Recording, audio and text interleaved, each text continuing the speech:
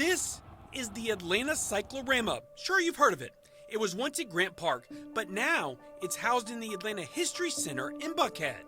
Imagine the viewer in 1886. All right, so you've never seen color photographs. There's about the only thing that you see are woodcuts in a newspaper, black and white, still images, and you've never seen anything this size. You've never seen films. All right, now you walk into this space and you're completely immersed in this scene, and you can't see where it ends in your peripheral vision. You can't see where it ends at the top or at the bottom. You're in the middle of the battle. That battle is the Battle of Atlanta on July 22nd, 1864. The Cyclorama was created 22 years later in Milwaukee. While it does depict an actual battle, the depiction is somewhere between history and art, fact and imagination. This was quite the entertainment back in the 1880s. And remember, this painting was made for a northern audience. It's painted in Milwaukee. So it shows a northern victory, which the Battle of Atlanta was. But then, of course, when the painting comes to Atlanta later on, well, the spin has to change a little bit for white southern audiences, and people began to see this more as a sort of Confederate thing. Cycloramas were a fad in the late 1800s, but when the public moved on to other forms of entertainment, the entrepreneur who brought this cyclorama to the South went bankrupt and eventually donated it to the city of Atlanta. It went on display in Grant Park in 1921 and remained there until a few years ago when the Atlanta History Center struck a deal with the city to move it. There have been additions over the years. You got this, what's called a faux terrain or a diorama that's in front of this. And the idea is to camouflage where the painting meets the ground. And in this case, these figures that you see behind me, these plaster figures, were added in the 1930s to sort of enhance that three-dimensional illusion. So the painting always had a faux terrain or a diorama, but it didn't always have the figures. They were added.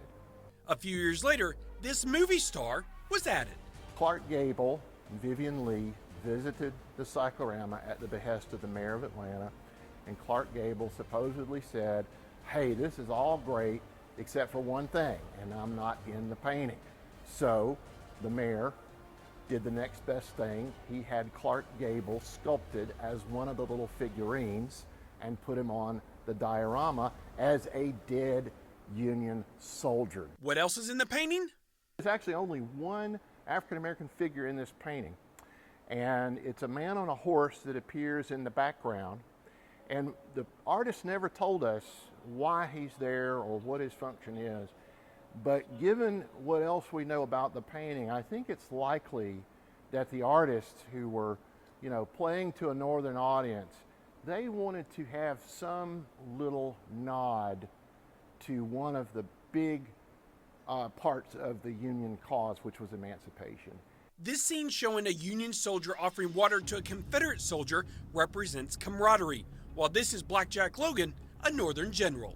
Very popular guy from Illinois. He was one of these politician generals, but after the war he was quite the celebrity.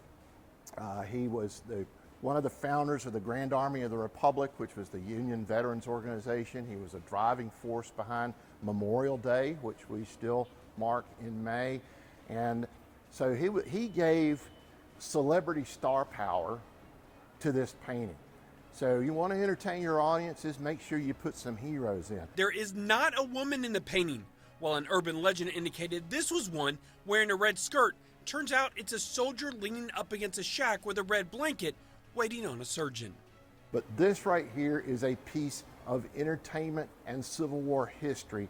And I'm telling you, you got a lot, and you got a lot around it too. We have a whole exhibit devoted to this thing. We got original drawings. We've got a touchscreen video where you can interact and see who's in the painting and who's not. We got artifacts that were used in the Battle of Atlanta. We got a whole ton of stuff, and you need to be here to see it. The Cyclorama is just the start of things to see and experience at the Atlanta History Center. There's the Swan House, gardens, and 33 acres of history and adventure. Nelson Hicks, WSB-TV.com.